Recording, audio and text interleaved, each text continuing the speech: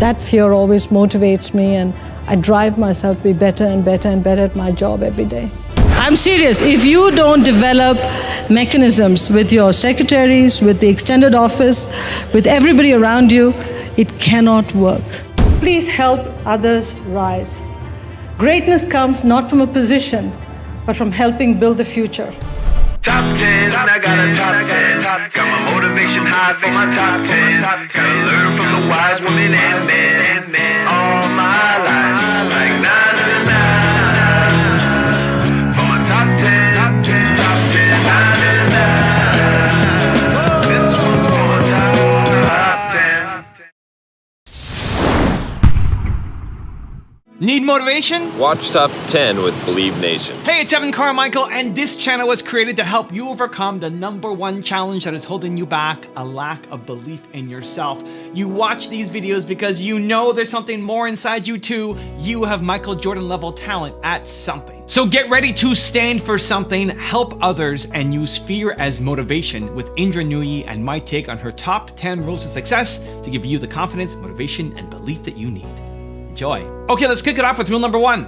Always be in beta. The CEOs of every company are looking at the environment, and it's sort of, the investor expects you to be this duck that's just sort of swimming across the water. And in the past, these ducks would sort of furiously swim underneath the water just to move ahead. Now it's like you've got to paddle on steroids because the pace of change is so enormous that you've got to paddle even faster just to make small movements. And nobody's going to give you a break and say you can slow down or you can actually stay in place for a while. Every aspect of the business is changing. If you really want to keep performing, you've almost got to change your model all the time. And you know, Klaus Schwab of the World Economic Forum talks about this and says, you've always got to be in beta.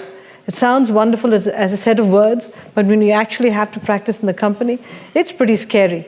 Because it's not motivating a small group of startups or a small group of employees who have the same thinking that you do. We have 260,000 employees. And when you decide to zag instead of zig, you've got to tell them what you're going to be doing, why you're doing it, how it's going to impact them, and why they all have to come along with you on the journey. Rule #2, develop coping mechanisms. My husband and I married for 34 years, and we have 2 daughters. And every day you have to make a decision on whether you are going to be a wife or a mother. In fact, many times during the day, you have to make those decisions. And you have to co-opt a lot of people to help you. We co-opted our families to help us. We plan our lives meticulously so we can be decent parents. But if you ask our daughters, I'm not sure they will say that I've been a good mom. I'm not sure. And I try all kinds of coping mechanisms. I mean, I'll tell you a story that happened when my daughter went to Catholic school, Convent of Sacred Heart. And every Wednesday morning, they have class coffee with mothers. Class coffee with mothers for a working woman, how is it going to work? How am I going to take off 9 o'clock on Wednesday mornings to go for a class coffee? So I miss most class coffees. My daughter would come home and she'll say, list of all the mothers that were there, and you were not their mom. First few times, I would die with guilt. But I developed coping mechanisms. I called the school and I said, give me a list of mothers who are not there. So when she came home in the evening, she'd say, you were not there, you were not there. I said, Mrs. Rag wasn't there, you know, Mrs. So-and-so wasn't there. So I'm not the only bad mother. You know, you have to cope because you die with guilt. You just die with guilt. My observation, David, is that the biological clock and the career clock are in total conflict with each other. Total, complete conflict. When you have to have kids, you have to build your career. Just as you're rising to middle management, your kids need you because they're teenagers, they need you for the teenage years. And that's the time your husband becomes a teenager too. So he needs you. Sorry. They need you too. So what do? And as you grow even more, your parents need you because they're aging. So we're screwed. I mean, we cannot have it all. But you know what? Coping mechanisms. Train people at work. Train your family to be your extended family. You know, when I'm in PepsiCo, I travel a lot, and when my kids were tiny, especially my second one, we had strict rules on playing Nintendo. She'd call the office She didn't care whether I was in China or Japan or India, wherever. She'd call the office, the receptionist would pick up the phone. Can I speak to my mommy? Everybody knows if somebody says, can I speak to mommy, it's my daughter. So she'd say, yes, Tara, what can I do for you? I want to play Nintendo. And the receptionist has a set of questions. Have you finished your homework, you know? You see, I say this because that's what it takes. She goes through the questions and she says, okay, you can play Nintendo half an hour. But she leaves me a message. Tara called at 5. This is what the sequence of questions I went through. I've given her permission. So it's seamless parenting. But if you don't do that, I'm serious. If you don't develop mechanisms with your secretaries, with the extended office, with everybody around you, it cannot work. Rule number 3, think long term. If your sector is growing at 3% and your revenues are growing, let's say 4%, and your profit is growing 10%, what the hell's going on? You must be cutting costs somewhere, or you've got phenomenal innovation. So look at the innovation. Is it yielding price premiums?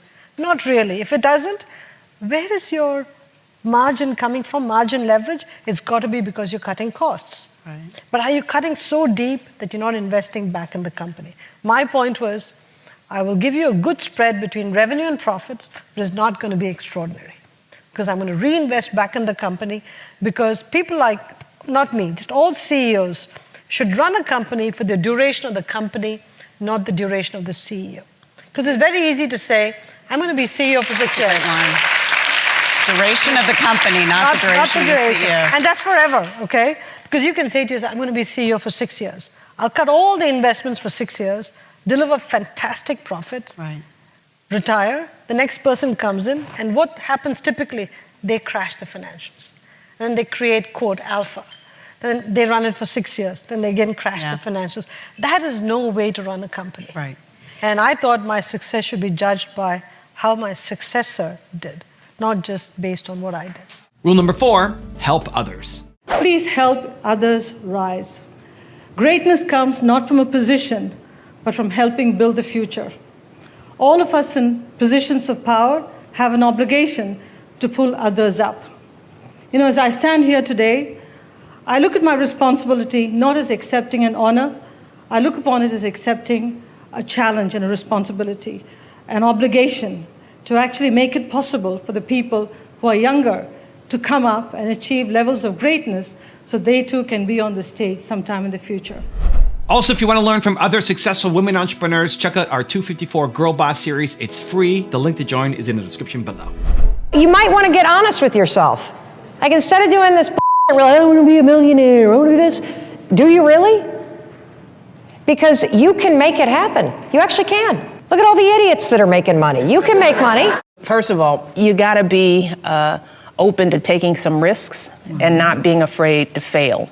When I was selling copiers door to door, I had a very clear vision of what my life was going to be like. Rule number 5, stand for something. The more I delved into this whole area of making a difference, sustainability, I'm convinced that unless you feel it deep down in your heart and you really understand it, you'll be doing lip service to the whole area of sustainability. In my case, I grew up in Madras in India, where at those days, and even today, I think, there wasn't much water in the city.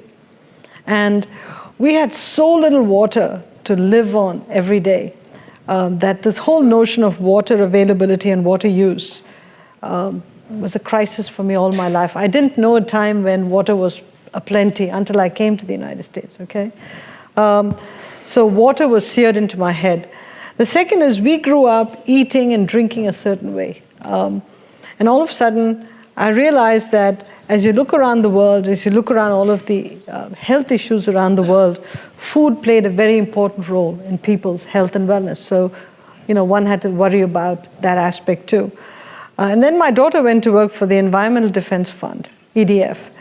And I got a whole new appreciation for all of the environmental issues beyond water, whether it was the carbon footprint, whether it was fisheries, whether it was any issue.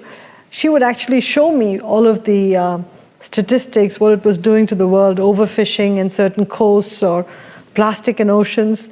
And when you start to really feel these issues and think about your kids and their kids, you ask yourself, what is my role as a steward of a large company?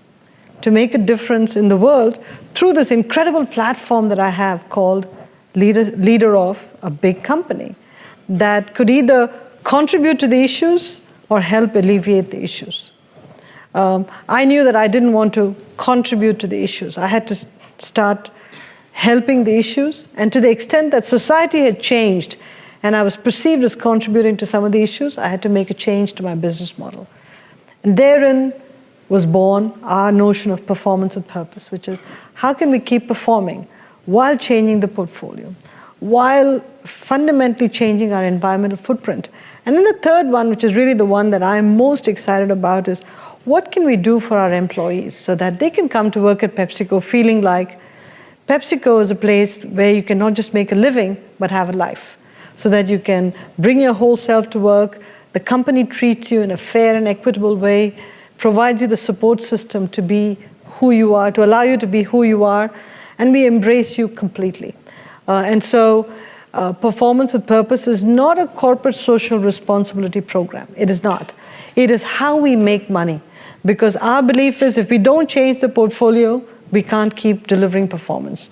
If we don't change our environmental practices, we won't get a license from society to operate. And our cost goes up because we pay for water, we'll end up paying more for plastic recycling, so we have to do that. And if we don't get the best and brightest in terms of people, we won't be able to deliver performance.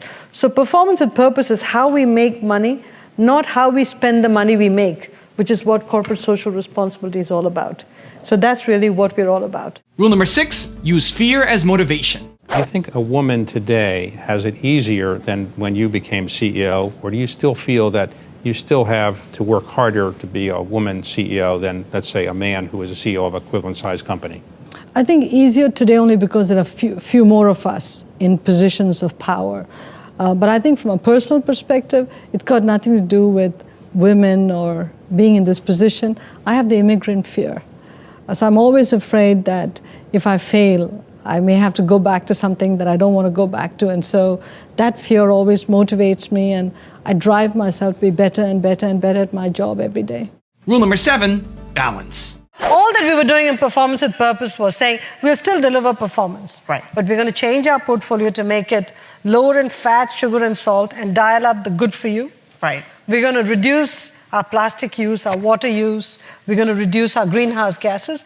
And we're going to make this company a great company for everybody who wants to work in the company, not just a few people. But all of this required investments. R&D investments, required investments to figure out how to reduce the water use. So I told them this is what we're going to invest. And they told me the following. They said, you're not Mother Teresa. Why do you have to reduce the fat, sugar, and salt? I'd look at them and say, have you changed your eating or drinking habits? Oh yeah, I have, but don't worry about me. I don't want these are investors? Yes, yes, very much. I mean, these are shareholders, or who are these? Fund managers. People on your team? Big owners.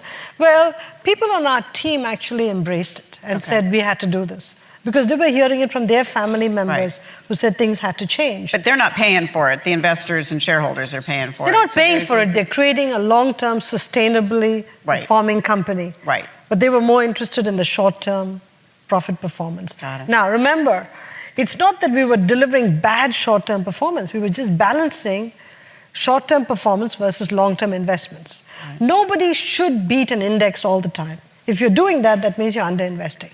Rule number 8, perform with purpose. Let me just tell you why I stayed in the job as a CEO for 12 years and PepsiCo for 24. You know, way back when we made a decision that we wanted to make PepsiCo the defining corporation of the 21st century. When people looked back and said, you know, what were the great companies of the 21st century, we wanted PepsiCo to be among that list. You don't become a defining company just because you delivered good financials. You become a defining company because you did something much more than that. And to us, it was performance with purpose. And performance with purpose is something that was a long journey. And every year, you added a new layer of richness and complexity to this whole notion of purpose. So if I hadn't gotten tired after about 10 or 11 years, I would have done this for 25 years because I really wanted to build in purpose into PepsiCo in a way that nobody could change it well into its future. What do you mean purpose? So think about what PepsiCo could do for society rather than just financial returns. How do we make sure our portfolio is balanced between the fun products but more better for you and good for you products? How do we make sure we create a company that does the right thing by the environment, water use, plastics recycling, reducing the carbon footprint, supporting our farmers, and more importantly, and I'd say most importantly, how do we take the employees we have and make sure that when they come to PepsiCo to make a living, they can also have a life? Rule number 9, keep up with the change.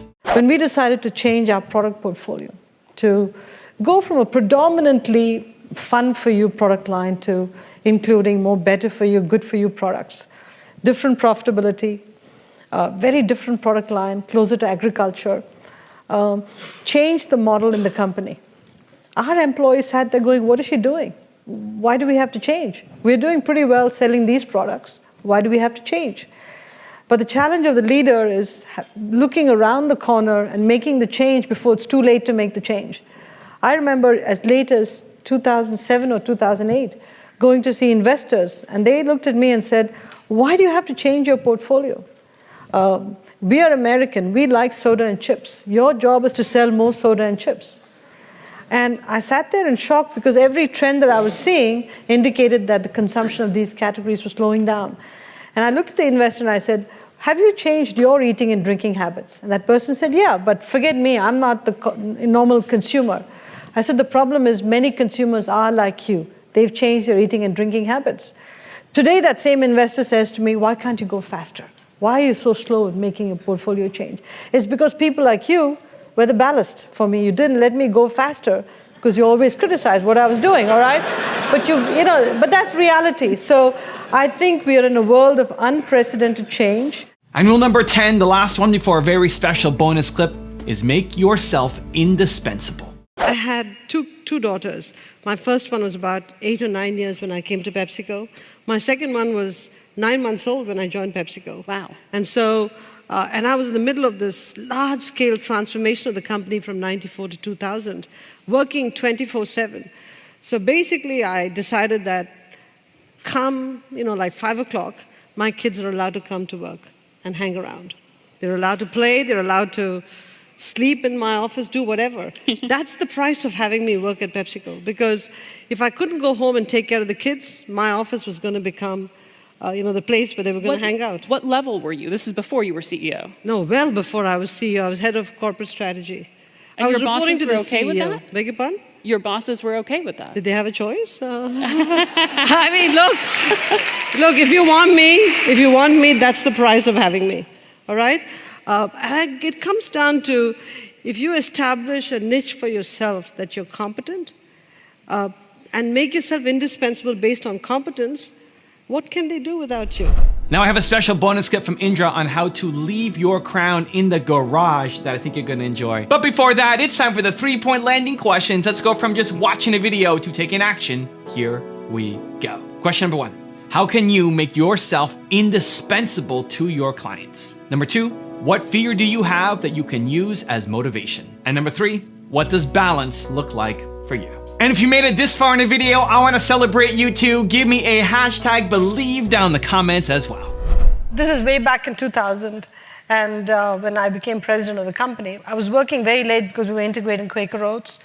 And so I think it was 10 o'clock or something, Steve Reinemund, who was going to become CEO, called me and said, Indra, we're going to appoint you president and put you on the board of directors. I said, okay, I better go home and tell my folks this is what's happening. I left the office at 10. I came home, pulled into the garage, went up the stairs, and my mother was waiting there for me. And I said, Mom, I got big news for you. She said, the news is going to have to wait because I need you to go out and buy milk. And I said, okay, but explain to me why you didn't have the help go get the milk. I forgot. When did my husband get home? She said, about 8. Why didn't you ask him to buy the milk? He looked tired. Okay? You're laughing because you can experience this, right? So the guy is tired. She didn't ask him. She waited for me till 10 o'clock. She stayed up, this poor lady, till 10 o'clock till I showed up. So, you don't ask any questions of your mom. So you go get the milk. You dump it on the counter and say, I got big news for you. I'm president. I'm going to be on the board of directors. And all that you wanted was to talk about milk. And she said, let me explain something to you. You can be president, board of directors, I don't care what that is, I don't even know what it means.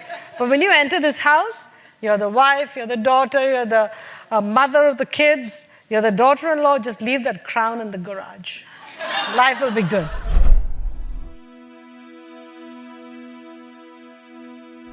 If you want more top 10 videos, they're not on this channel anymore. I have a dedicated channel just for it. Go check it out. The link is right there next to me. Continue to believe, and I'll see you there.